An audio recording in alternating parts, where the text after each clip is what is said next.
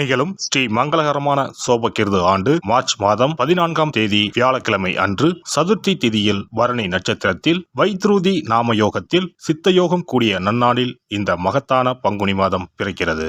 பிறக்கும் இந்த பங்குனி மாதத்தின் கிரக நிலைகளை பார்க்கும்போது மேசத்தில் குரு பகவானுடன் இணைகிறார் சந்திர பகவான். கன்னி ராசியில் கேது பகவானும் மகர ராசியில் செவ்வாய் பகவானும் உள்ளனர். சூரிய பகவான், புதன் பகவான், ராகு பகவான் மீன ராசியில் சஞ்சாரம் செய்கின்றனர். கும்பராசியில் சனி பகவானுடன் சுக்கிரன் உள்ளார். இம்மாத கிரக பெயர்ச்சி என எடுத்துக்கொண்டால் செவ்வாய் பகவான் மகரத்தில் இருந்து கும்பராசிக்கு பெயர்ச்சி அடைகிறார். சுக்கிர பகவான் கும்பத்தில் இருந்து மீனராசிக்கு பெயர்ச்சி அடைகிறார். சந்திர பகவானை பொறுத்தவரை மேசத்தில் ஆரம்பித்து 2.25 நாட்கள் வீதம் 12 ராசிகளை கடந்து ரிஷபத்தில் அமர்ந்து பலன்களை தரப்போகிறார். இம்மாத சிறப்பாக குரு பகவான் நீச நிலையில் இருந்து வக்ர நிலைக்கு மாறுகிறார். இதன் காரணமாக உச்ச பலன்களை அள்ளித் தரப்போகிறார் குரு பகவான். இந்த கிரக அமைப்பினால் உங்கள் வாழ்வில் ஏற்படக்கூடிய சுப மற்றும் அசுப பலன்கள் என்ன என்பதனையும், அசுப பலன் ஏற்படுமாயின் ராசிக்காரர்கள் செய்ய வேண்டிய பரிகாரம் என்ன, வழிபட வேண்டிய தெய்வம், வழிபடும் முறை என்ன என்பதனை பற்றி விரிவாக காண்போம். பிறக்க போகும் இம்மாதம் உங்கள் வாழ்வில் வளமும் நலமும் செல்வ செழிப்பும் பெற்று வாழ்வின் உயரிய நிலையை அடைய எல்லாம் வல்ல எம்பெருமானை வேண்டி விரும்பி கேட்டுக்கொள்கிறேன். கடகராசி அன்பர்களே, இந்த மாதம் பல்வேறு நன்மைகள் உண்டாகும். கடினமான பணிகளையும் செய்து முடிக்கும் துணிச்சல் ஏற்படும். காரிய வெற்றியால் மனதில் சந்தோஷம் உண்டாகும். இருக்கும் இடத்தை விட்டு வெளியில் சென்று தங்க நேரலாம். தொழில் வியாபாரம் மிகவும் சிறப்பாக நடைபெறும். பணவரத்து எதிர்பார்த்தபடி இருக்கும். வியாபாரம் மற்றும் தொழிலை விரிவுபடுத்துவது பற்றிய திட்டங்களை செயல்படுத்துவீர்கள். பயணங்கள் சாதகமான பலனை தரும். உத்தியோகஸ்தர்கள் முன்னேற்றம் காண்பார்கள். வேலை பற்றிய கவலைகள் நீங்கும்.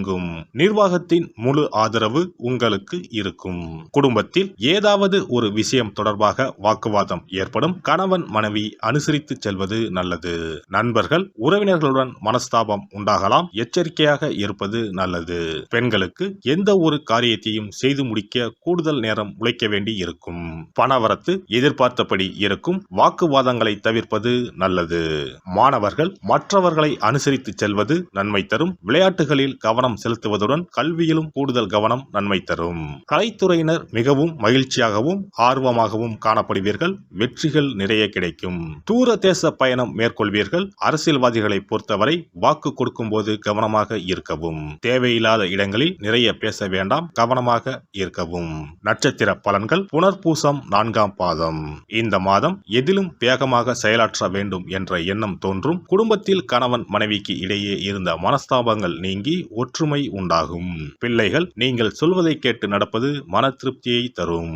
பூசம் நட்சத்திரம். இந்த மாதம் உங்களது ஆலோசனை கேட்டு குடும்பத்தில் இருப்பவர்கள் செயல்படுவார்கள். ஆன்மீக நாட்டம் உண்டாகும். வீண் அலைச்சல் ஏற்படலாம். மாணவர்களுக்கு தொழில்நுட்ப கல்வியில் ஆர்வம் உண்டாகும். புதிய வகுப்புகளில் சேர முயற்சிகளை மேற்கொள்வீர்கள். ஆயுள்யம் நட்சத்திரம். இந்த மாதம் சுப காரியங்களில் கலந்து கொள்ள நேரலாம். காரிய வெற்றி உண்டாகும். இழுபறியாக இருந்தவை சாதகமாக முடியக்கூடும். தேவையற்ற கவலைகள் நீங்கும். உங்களை பற்றி விமர்சனம் செய்து வந்தவர்கள் அதனை விட்டு விலகி விடுவார்கள். சரஸ்வதி தேவியை பூஜித்து வர காரியங்களில் வெற்றி உண்டாகும். கல்வியில் முன்னேற்றம் காணப்படும். அதிர்ஷ்ட கிழமைகள் ஞாயிறு மற்றும் புதன். அதிர்ஷ்ட தினங்கள் பங்குனி 17 மற்றும் 18. சிறப்பு பரிகாரம். வாரந்தோறும் செவ்வாய்க்கிழமை அன்று வீட்டில் உள்ள முருகப்பெருமான் படத்தினை துடைத்து சந்தனம் குங்குமம் பொட்டு வைத்து சிகப்பு அரளிப்பூ கொண்டு அலங்காரம் செய்யுங்கள். ஒரு கண்ணாடி டம்ளரில் தண்ணீர் ஊற்றி ஒரு எலுமிச்சை பழம் சிறு வெட்டிவேர் போட்டு முருகன் படத்திற்கு முன் வைத்து விடுங்கள். ஒரு மாயிலை எடுத்து காம்பு பகுதி முருகப்பெருமானை பார்த்தவாறு வையுங்கள். அகல் விளக்கில் நெய் தீபம் ஏற்றி மாயிலையின் மீது வைக்க வேண்டும். தீபச்சுடர் முருகப்பெருமானை பார்க்கும் வண்ணம் இருக்க வேண்டும். கண்களை மூடி முருகப்பெருமானை மனமாற வேண்டி உங்கள் வேண்டுதல்களை வையுங்கள். பூஜை முடிந்த பிறகு அடுத்த நாள் டம்ளரில் உள்ள எலுமிச்சை பழத்தை உங்கள் வீட்டை சுற்றி திருஷ்டி கழித்து போட்டு விடுங்கள். 6 வாரங்கள் வரை இந்த வெட்டிவேரை மாற்ற தேவையில்லை.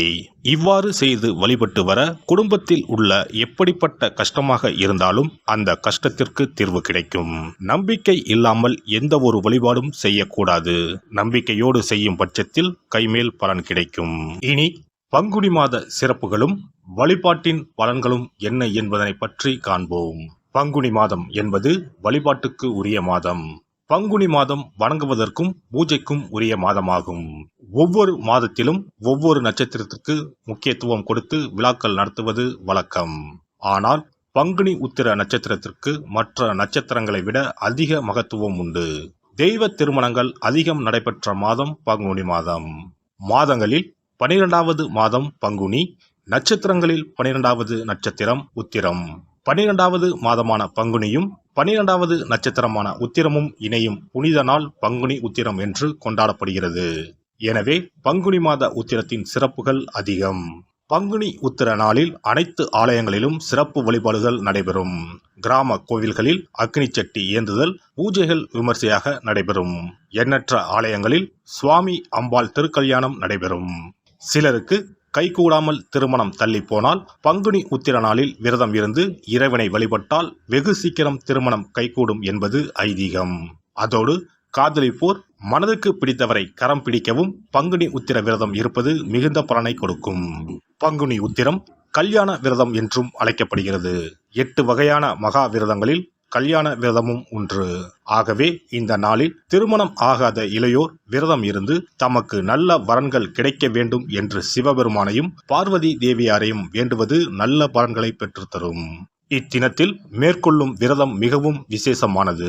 நீண்ட நாள் ஒற்றுமையுடன் வாழ விரும்பும் தம்பதியர் விரதம் இருந்து சிவனுக்கும் சிவ பார்வதிக்கும் அபிஷேகம் செய்வார்கள். இந்த விரதத்தை முருகனை வேண்டியும் செய்யலாம். அதோடு அன்னதானம், வஸ்திரதானம் செய்வதும் சிறப்பானது. ஜாதக தோஷத்தால் திருமணம் தடைப்பட்டவர்கள் வழிபாடு மேற்கொள்ளவும் சிறந்த நாள் இதுவாகும். செவ்வாய் தோஷம் காரணமாக திருமண தடைகளை சந்திப்பவர்களுக்கு பங்குனி உத்திரத்தன்று முருகனை மனமுருகி வணங்கினால் திருமண தடைகள் நீங்கி திருமணம் சுபமாக முடியும். குழந்தை பேரில்லாமல் தவிப்பவர்கள் பங்குனி மாத விரதம் இருந்து அம்மன் கோவில்களுக்கு சென்று வழிபட அந்த அம்மனின் அனுக்கிரகத்தால் நிச்சயம் புத்திர பாக்கியம் கிடைக்கும். தொழில் மற்றும் வியாபாரங்களில் ஈடுபடுபவர்கள் தமிழ் வருடத்தின் கடைசி மாதமான பங்குனி மாத தினத்தில் திருஷ்டி பூசணிக்காய் வாங்கி உங்கள் வியாபார இடங்களை திருஷ்டி கழித்து அதற்குரிய நேரத்தில் உடைக்க வேண்டும். இப்படி செய்வதால் உங்களுக்கு இந்த ஆண்டு ஏற்பட்ட தோஷங்கள் அனைத்தும் நீங்கும். பங்குனி உத்திர நன்னாளில் நம்மால் முடிந்த அன்னதானங்களை செய்வது மிகுந்த புண்ணியம் தரும்.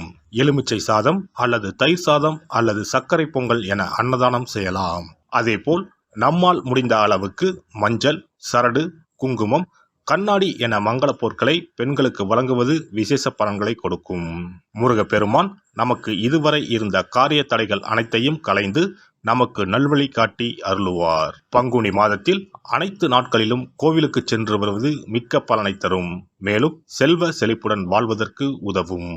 எல்லாம் வல்ல இறையருளால் நீங்களும் உங்கள் அன்பு குடும்பமும் உடல் நலம், நீலாயுள், நிறை செல்வம், உயர் புகழ், மெய்ஞானம் ஓங்கி வாழ்க வளமுடன்.